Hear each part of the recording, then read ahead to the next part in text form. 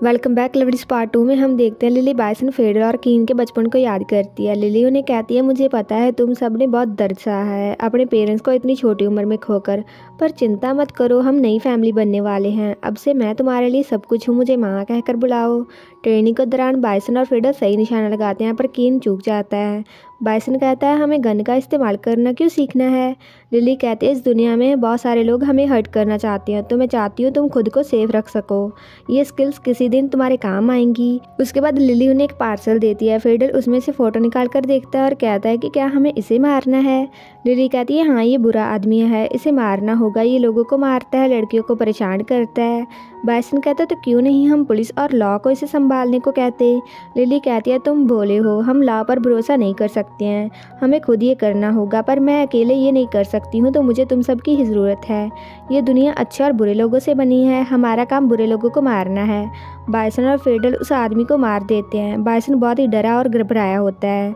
Lily ये सब कुछ याद करती है, तभी कीन वहाँ आता है। लिली कहती है, जो काम मैंने कहा था उसका क्या हुआ। कीन हिचकिचाता है कुछ कहने से। लिली गुस्से से कहती है, क्या हुआ है, जल्दी बताओ मुझे।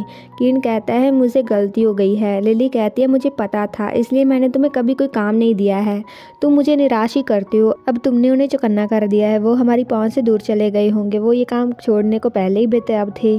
कीन कहता है, नहीं, मुझे लगता है वो रोयारेट से बदला लेना चाहती हैं, वो वापस ज़रूर आएंगी। लिली कहती है, हाँ, हमें किसी और से ये काम करवाना होगा, किसी को हायर करो, शायद जो हमने 2 साल पहले हायर किया था उसे, और तुम वो काम करो जो तुम्हें पहले करते थे, वो ट्राई मत करो जो तुम कर नहीं सकते हो, अब जाओ यहाँ से। कीन जाता है। दूसरी ओर स्टाइल अपने डैड को कॉल करके कहता है, मैं अपने दोस्तों के साथ बीच पर हूँ, मैं जल्दी ही वापस आ जाऊँगा, मेरा फ़ोन ख़राब हो गया था तो दोस्त के फ़ोन से कॉल किया है। स्टाइल बाइसन को फ़ोन वापस देता है। बाइसन कहता है, क्या वो गुस्सा नहीं होगा अगर तुम ऐसे चोट के साथ घर जाओगे।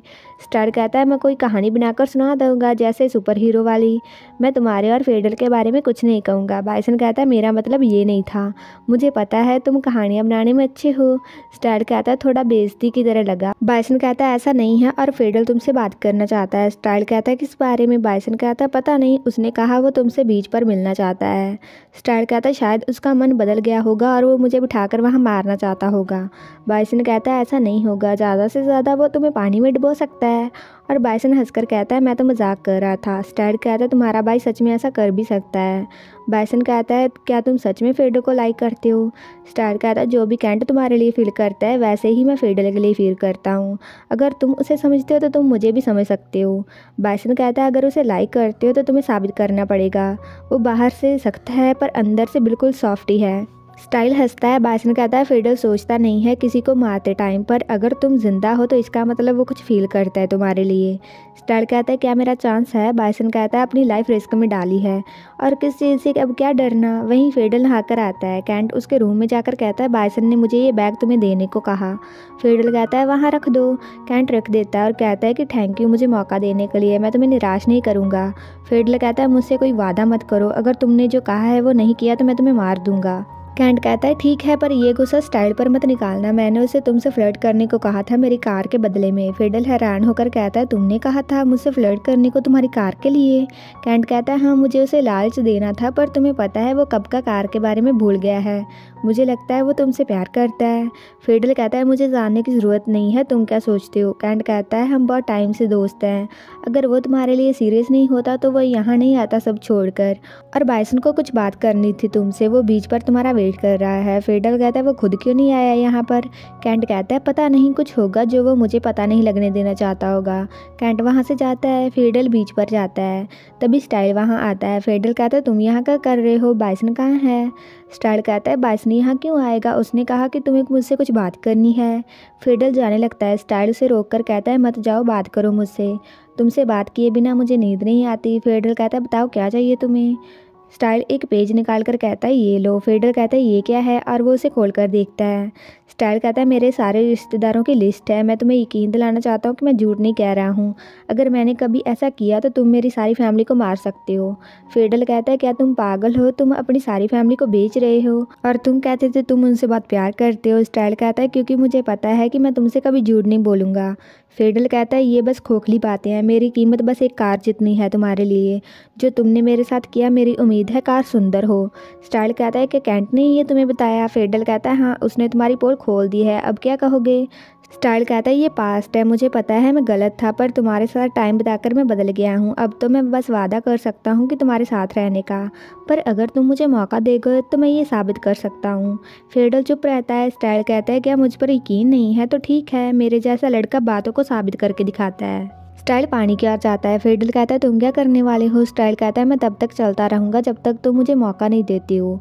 फेडरल कहता है तुम्हारी चोट पर इन्फेक्शन हो जाएगा। स्टाइल कहता है तो मैं उससे मर जाऊँगा, मैं जा रहा हूँ। फेडरल कहता है ठीक है, मैं तुम्हें मौका देता हूँ। स्टाइल कहता है कि सच में मुझे पता है तुम नहीं दोगे। फेडरल दौड़कर स्टाइल के पास जाता है। स्टाइल कहता है मैं वादा करता हूँ अब से मैं अच्छे से रहूँगा। फेडरल कहता है अगर तुम सच्चे नहीं रहे तो इसके बाद तुम देखोगे मैं झूठों से कैसे निपटता हूँ, अब चलो चोट बढ़ जाएगी। स्टाइल कहता है धमकाते हुए भी तुम मेरे लिए वरीड हो, कितने क्यूट हो।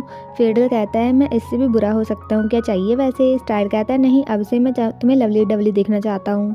फेडरल कहता है कैसे। स्टाइल कहता है ऐसे टाइम में अगर हम झगड़ा नहीं कर रहे होते तो तुम क्या करते मेरे साथ। फेडरल स्टाइल को किस करता है, वो काफ़ी देर तक किस करते रहते हैं। बाइसन और कैंट वहाँ आते हैं। कैंट कहता है वो क्यूट हैं। बाइसन कहता है हाँ। इसके बाद बाइसन कहता है फेडरल को कोई ज़िद्दी ही संभाल सकता है। कैंट कहता है क्या तुम रोयरेट को छोड़ नहीं सकते हो, इससे बात और ज़्यादा ख़राब हो जाएगी। अगर तुमने उसे मारा कोई तुम्हें आकर मार जाएगा। बाइसन कहता है उसने मेरे परिवार को बर्बाद किया है, ये मेरा आखिरी मिशन है। कैंट कहता है नहीं, अगर अब किया तुम फिर से ये सब कुछ करोगे, मुझे पता है तुम क्या महसूस करते हो, पर मैं वरीड हूँ तुम्हारे लिए। बाइसन कहता है देखो मैंने कहा था हिटमैन प्यार के लिए नहीं बने हैं, तुम मुझे झूठी उम्मीदें दे रहे थे। कैंट कहता है नहीं, जैसा फ्यूचर हमने सोचा है वो मुमकिन है। बाइसन कहता है बताओ वो कैसा होगा फ्यूचर। कैंट कहता है हम आइलैंड पर रहेंगे, तुम काम में मेरी हेल्प करना। बाइसन कहता है ये तो बोरिंग है। कैंट कहता है तो क्या करना चाहते हो, क्या डॉक्टर बनोगे, तुम खुश लग रहे थे स्टिचेज लगाते हुए, कुछ भी मुमकिन है अगर हम साथ में हो तो। वहीं फेडरल स्टाइल की पट्टी बदलते हुए कहता है फिर से ऐसा कुछ मत करना। स्टाइल कहता है तुम्हारे लिए थोड़ा ड्रामा ज़रूरी था, मैंने तुम्हारी कार में एक लड़के की फ़ोटो देखी थी, वो कौन है। फेडरल कहता है मेरा एक्स बॉयफ्रेंड है। स्टाइल कहता है कितने टाइम तक तुम साथ में थे। फेडरल कहता है 2 साल तक। स्टाइल कहता है ब्रेकअप क्यों किया तुमने उससे। फेडरल कहता है हम नई ज़िंदगी शुरू करने वाले थे। फेडरल याद करता है वो काम छोड़कर उसके साथ रहने वाला था। वो लड़का कहता है तुम क्या काम करते हो, कभी बताया ही नहीं तुमने मुझे। फेडरल कहता है वो अब ज़रूरी नहीं है, हमारे फ्यूचर पर ध्यान देते हैं, वो साथ में डांस करते हैं। फेडरल कहता है एक दिन वो गायब हो गया, जैसे वो मुझसे कभी मिलना ही नहीं चाहता था। वो मुझे बता देता वो मुझसे बात नहीं करना चाहता, ऐसे करने की क्या ज़रूरत थी, शायद उसे डर होगा ब्रेकअप करने पर मैं उसे मार दूंगा। स्टाइल फेडरल का हाथ पकड़कर कहता है मैं तुमसे डरता नहीं हूँ, जब से तुमने उस औरत को बार में बचाया था मैंने सही आदमी से प्यार करता हूँ। फेडरल स्टाइल की गोद में सिर रखकर सो जाता है। वहीं थॉर्नटन कीन को कहता है क्या सोच रहे हो। कीन कहता है काम के बारे में। थॉर्नटन कहता है तुमने कहा था तुम काम छोड़कर मेरे साथ रहोगे। कीन कहता है थोड़ा वेट करो, फिर हमें चोरी छिपे नहीं मिलना पड़ेगा। थॉर्नटन कहता है ज़्यादा इंतज़ार मत करवाना, और वो कीन को गाल पर किस करता है।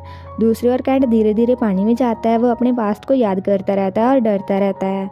बाइसन कहता है क्या अभी भी डर लगता है। कैंट कहता है हाँ। तुम किस चीज़ से डरते हो। बाइसन कहता है हाँ, पहले मैं गोली की आवाज़ से डरता था, पर धीरे धीरे मैं ठीक हो गया हूँ।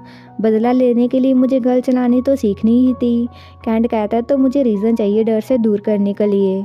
बाइसन कहता है शायद। कैंट कहता है तुम रीज़न बनोगे, मुझे पता है तुम केन को कितना लाइक करते हो, अगर तुम्हारे साथ रहना है तो इस डर को दूर भगाना ही होगा। बाइसन कहता है ठीक है। बाइसन कैंट का हाथ पकड़कर उसके साथ चलता है। कैंट कहता है एक दिन मैं बीच में जाकर तुम्हारे साथ स्विमिंग करूँगा। बाइसन कहता है मुझे इतना बिगाड़ने की ज़रूरत नहीं है, कभी ना भी कर दिया करो।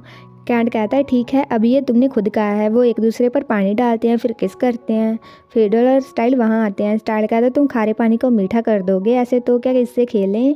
फेडरल कहता है मैं नहीं खेलूँगा, मैं बच्चा नहीं हूँ। स्टाइल कहता है कभी बच्चों की तरह खेल भी लिया करो। वो साथ में खेलते हैं। बाइसन फेडरल को कंधे पर बैठता है और स्टाइल कैंट के। खेलने के बाद वो किनारे पर बैठते हैं। बाइसन कहता है पहले मैं यहाँ अपने पेरेंट्स के साथ बैठता था, कभी सोचा नहीं था किसी दिन अपने बॉयफ्रेंड के साथ यहाँ पर आकर बैठूँगा। स्टाइल कहता है यहीं रहते हैं। फेडरल कहता है आखिरी काम करना है हमें। बाइसन कहता है क्या फिर यहाँ पर कभी आएंगे।